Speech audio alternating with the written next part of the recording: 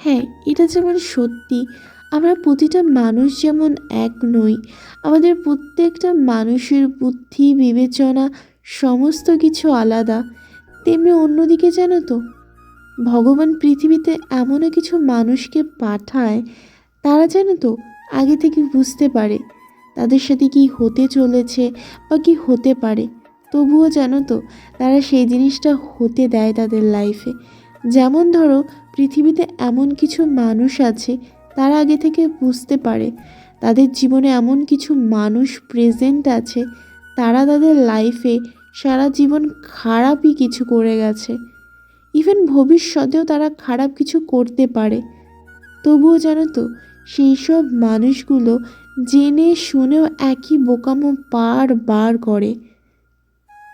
তারা এটা ভেবে সেই সব মানুষগুলোর সাথে মেশে বা সেই সব মানুষগুলোর সাথে সম্পর্ক রাখে,